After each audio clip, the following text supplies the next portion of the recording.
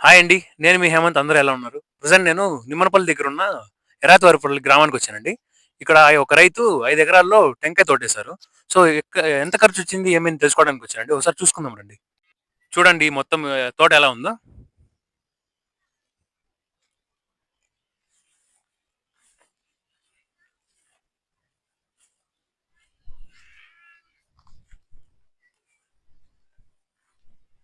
మొత్తం తోటయితే ఇదేనండి. ఒకసారి చూసుకోండి.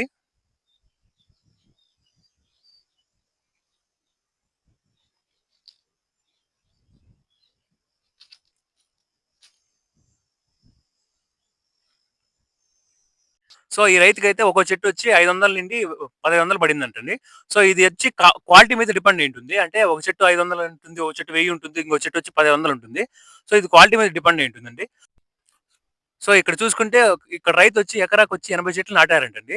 సో, ఒక్కో చెట్టుకి గ్యాపొచ్చి 2.5 మీటర్ గ్యాప్ ఉందంట. సో, ఇక్కడ చూసుకుంటే వాళ్ళైతే చెట్టుకి పాదులు తవ్వారండి. సో, వీళ్ళకైతే ఒక ఎకరాకొచ్చి ఖర్చు 3,00,000 నుంచి 4,00,000 పడిందంటండి. సో, అంటే లేబర్ ఖర్చు, ఈ నాటడానికి, సో, ఈడ జేసీబీ పెట్టి క్లీనింగ్ చేపించుకోవడానికి, వాటరు మొత్తం వచ్చి వీళ్ళకి ఒక 3,00,000 నుంచి 4,00,000 పడిందంట. సో, మీరు కూడా ఎప్పుడన్నా ఫ్యూచర్‌లో ఇలాంటి తోటలు వేయాలనుకుంటే, సో, ఎవరో ఒకరి సలహా తీసుకొని వేయండి. అప్పుడైతే మీకు గిట్టుబాటు ధరలనేవి వస్తాయి.